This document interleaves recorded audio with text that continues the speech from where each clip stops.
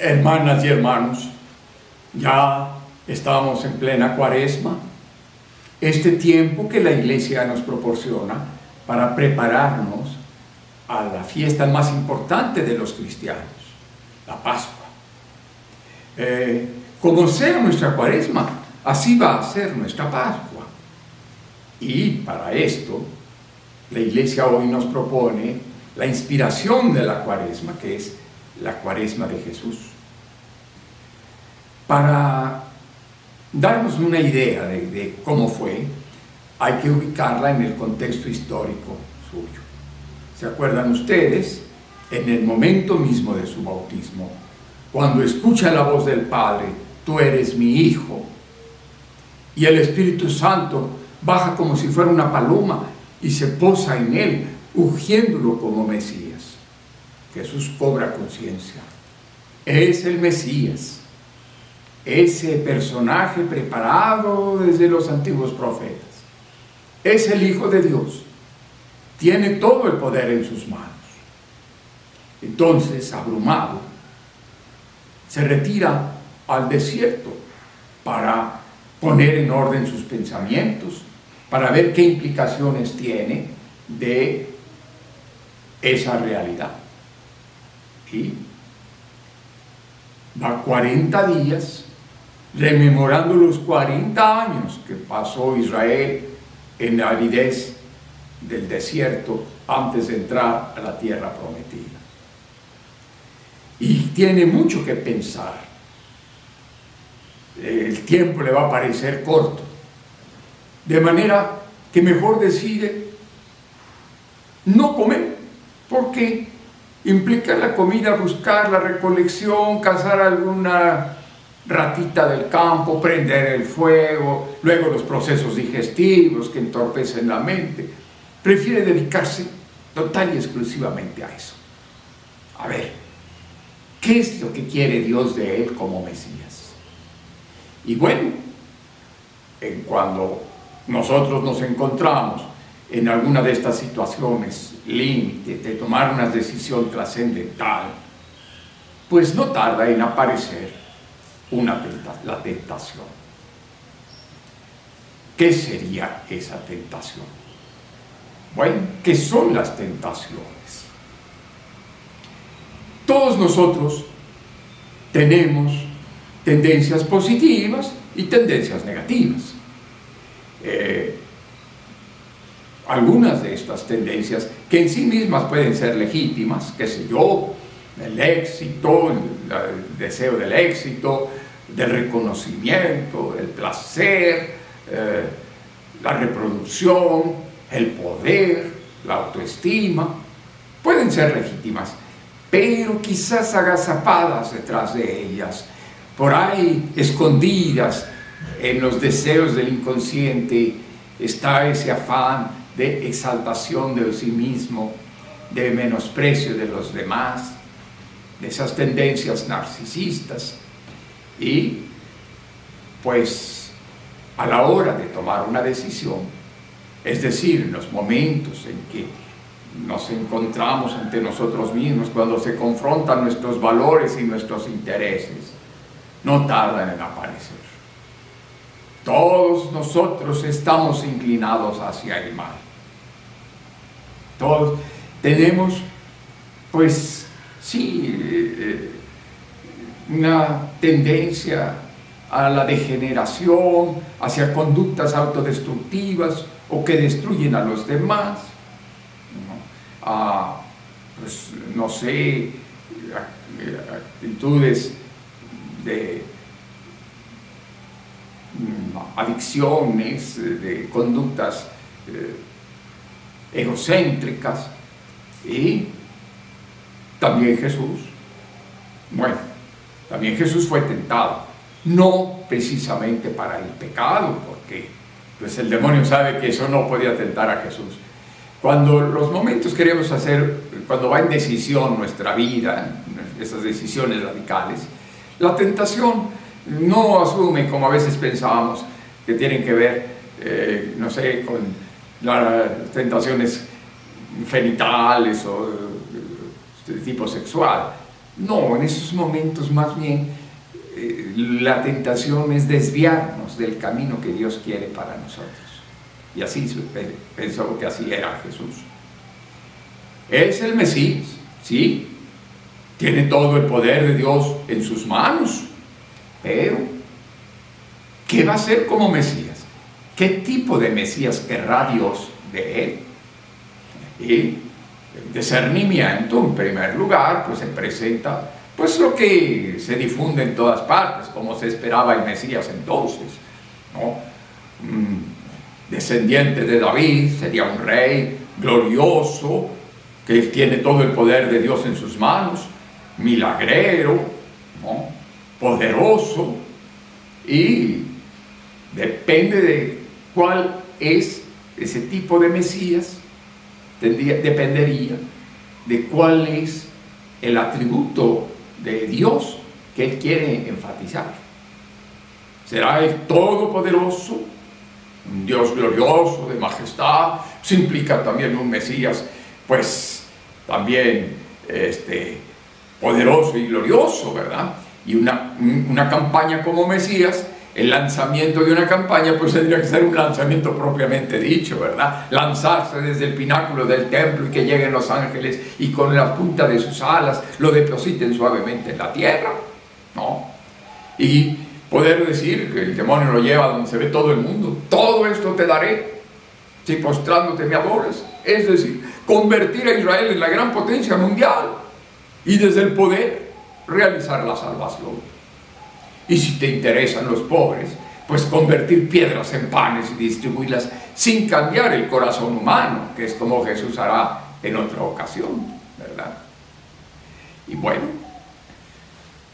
sin embargo, si el atributo de Dios, que Él considera que es el que conviene enfatizar, que es lo más importante de Dios, su amor inmenso, su misericordia, su compasión, entonces esto cambia completamente el tipo de Mesías. Un Mesías solidario de los pobres, de los oprimidos, y como tal, correr su misma suerte, y para eso no utilizar sus poderes en beneficio propio, ni siquiera para su misión, sino solamente por su amor compasivo, para atender a los que sufren, a los enfermos. Ese sería el tipo de Mesías que llegó a la conclusión que Dios quería, ¿verdad? Bueno, pues nosotros también, siguiendo a este Jesús, se nos recomendará abordar esta tentación, pero no creamos que ya una vez que se puede superar esa tentación y ya habremos resuelto el problema. Tampoco Jesús. La imagen, el otro tipo de Mesías, no está eliminado. Se va a presentar en la vida de Jesús en algunas ocasiones. Y también nosotros. Pueden ser recurrentes esas tentaciones, aunque ya racionalmente las hayamos superado, ¿verdad? Por eso, precisamente para evitar estas tentaciones o para poderlas dominar mejor, la Iglesia, como recomienda Jesús, propone 3 recursos: la oración, el ayuno y la abstinencia, que ahora solamente es ayuno miércoles de ceniza y viernes santo, y la abstinencia los viernes nada más, y también la limosna. La oración, sí, es importante. Jesús nos dijo, acuérdense que el espíritu está pronto, pero la carne es flaca, es débil. Por eso, vigilen y oren para no caer en la tentación. En la Cuaresma suele haber los ejercicios espirituales tradicionales para repensar en actitud orante el destino de nuestra vida, nuestras decisiones más profundas, renovar nuestros ideales, nuestras orientaciones generales, corregir en todo caso la oración. El ayuno y la abstinencia Pues sí, son formas de dominar nuestras tendencias somáticas, que a veces pues son demasiado exigentes y somos débiles y caemos en adicciones y demás. Nos fortalecen también. Pero no todo ayuno, por ejemplo, es agradable a Dios. Hay algunos ayunos que claramente no son agradables a Dios. Por ejemplo, el ayuno crónico. ¿Qué hacen los pobres, los necesitados, que pasan hambre crónica? Ese ayuno no lo quiere Dios. Tampoco el ayuno de los fariseos, que ayunan y se ponen tristes y hacen caras tristes para aparentar, ¿verdad? Tampoco. Hay otros ayunos que, bueno, algunos los recomiendan, son opcionales. Por ejemplo, el ayuno terapéutico, que algunos naturistas recomiendan de vez en cuando ayunar para purificar el cuerpo. Bueno, ven cuidado de la salud. Hay otros ayunos que ciertamente son interesantes. Por ejemplo, ese ayuno de algunos militantes que se suele llamar huelga de hambre. Se priva del alimento, no comer, eso sí tiene que ser público, ¿no? Para atraer la atención de la gente en una causa que ellos consideran más importante que la satisfacción de sus necesidades básicas, incluso que su misma vida, esto en casos excepcionales, ¿verdad? Con cuidado, con precaución, muchas de estas huelgas de hambre han tenido resultado y pueden aplicarse también. Y por último, el ayuno más agradable a Dios es el ayuno solidario, ¿verdad? El compartir el pan con el hambriento, el hacer algo por los demás, aunque esto sea en detrimento de algún consumo que no sea necesario, pero que sea suntuario, superfluo, y que sin embargo va a remediar el hambre de los demás. La abstinencia de carne, bueno, pues los primeros cristianos toda la cuaresma no comían carne. Y claro, en la bóveda, en la bodega, debajo de la casa, en la parte más fresca, tenían ahí los animales muertos de la cacería o algo así, para comer, y si 40 días no iban a comer, se iba a echar eso a perder. Y entonces, la víspera del miércoles de ceniza, le daban adiós a la carne. Carmen vale, carnaval, ¿verdad? Y se daban el atrancón. Pero hoy en día, pues ¿de qué sirve no comer carne y nos vamos a la marisquería y unos buenos langostinos? Quizás este ayuno y abstinencia pueden suplirse con provecho por ayunar, por abstenernos de algo que estamos adictos, que nos daña. El cigarro, la copita, no sé, los chocolatitos, los pastelitos, esas lonjas, señora, esas lonjas, hacer ejercicio, ¿no? El iPod, el celular, las redes sociales, que estamos muy adictos a eso. Pues bueno, es una buena ocasión para mirar nuestras adicciones y corregirnos de ellas, o del defecto dominante que queramos superar. Y la limosna, es decir, la preocupación por los demás, la caridad. Muchas veces el ayuno, la abstinencia, nos privamos de algunas cositas. No compramos cigarritos, no compramos pastelitos, no compramos el tequila, ¿verdad? Y lo echamos en la alcancía. Y luego nos ponemos de acuerdo y vamos a privarnos de comprar alguna cosa que no está necesaria. Y eso que nos ahorramos lo podemos llevar a alguna institución que tenga que ver con el alimento para los que comen menos, que los que comen mal. El banco de alimentos, de la arquidiócesis, ¿no? Y bueno, eso puede ser bueno también.